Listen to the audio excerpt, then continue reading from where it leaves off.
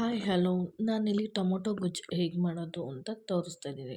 ಇಡ್ಲಿ, ಚಪಾತಿ ಈಗೆಲ್ಲ ದೋಸೆಗೆಲ್ಲ ತುಂಬ ಟೇಸ್ಟಿ ಬಿಸಿ ಅನ್ನಕ್ಕಂತೂ ತುಂಬ ಚೆನ್ನಾಗಿರುತ್ತೆ. ಅದಕ್ಕೆ ಬೇಕಾಗಿರೋ ಟೊಮೆಟೊ ಮತ್ತು ಆನಿಯನ್ನ ಸ್ಲೈಸಾಗಿ ಕಟ್ ಮಾಡಿ ಇಟ್ಕೊಂಡಿದ್ದೀನಿ. ಮತ್ತು ಕೊತ್ತಂಬರಿ ಸೊಪ್ಪು ಬೇಕಾಗುತ್ತೆ. ಅದನ್ನ ನೋಡಿ ನನ್ನ ಮಗಳು ಕಟ್ ಮಾಡ್ತಿದ್ದಾಳೆ. ನಾನು ಏನೇ ಅಡುಗೆ ಮಾಡ್ತಿದ್ರು ನನ್ನ ಮಗಳು ಬಂದು ತುಂಬ ಹೆಲ್ಪ್ ಮಾಡ್ತಾಳೆ. ಅದು ನಂಗೆ ಖುಷಿ ಆಗುತ್ತೆ.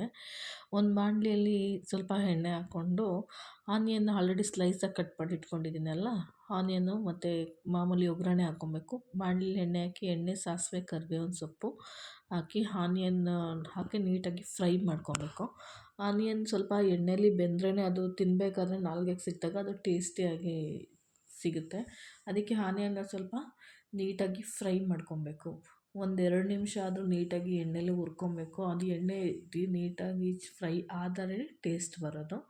ನೋಡಿ ಇವಾಗ ಎಣ್ಣೆಲಿ ನೀಟಾಗಿ ಫ್ರೈ ಆಗಿದೆ ಆನಿಯನ್ನು.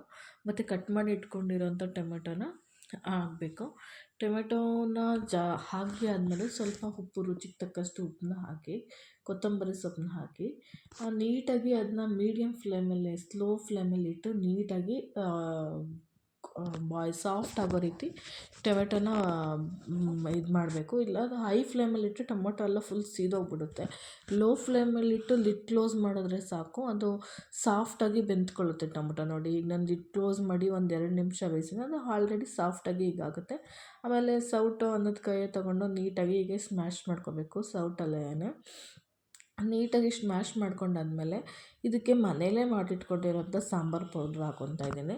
ನಿಮ್ಮ ಮನೇಲಿ ಸಾಂಬಾರು ಪೌಡ್ರ್ ಇಲ್ಲಾಂದರೆ MTR ಸ್ಪೈಸಿ ಸಾಂಬಾರು ಪೌಡ್ರು ಕೂಡ ಯೂಸ್ ಮಾಡೋದು. ಬ್ಯಾಚುಲರ್ಸ್ ಏನಾದ್ರು ಮಾಡ್ತಿದ್ದಾರೆ ಅಂದರೆ ಒಂದು 5 ನಿಮಿಷದಲ್ಲೇ ಆಗುತ್ತೆ. ಇದು ತುಂಬ ಟೇಸ್ಟಿಯಾಗಿ ಬಿಸಿ ಅನ್ನೋಕ್ಕೆ ತುಂಬ ಚೆನ್ನಾಗಿರುತ್ತೆ. ತುಪ್ಪ ಹಾಕ್ಕೊಂಡು ತಿಂತಿದ್ರೆ ಇನ್ನೂ ತಿನ್ನಬೇಕು ಅಂತ ಅನಿಸುತ್ತೆ, ಅಷ್ಟು ಟೇಸ್ಟಿಯಾಗಿರುತ್ತೆ.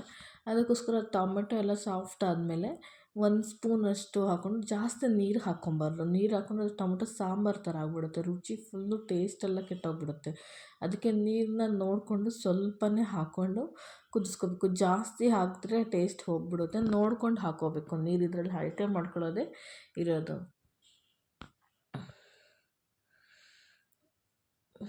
ನೋಡಿ ಫೈನಲಾಗಿ ಟೊಮೆಟೊ ಗೊಜ್ಜು ರೆಡಿ ಆಯಿತು.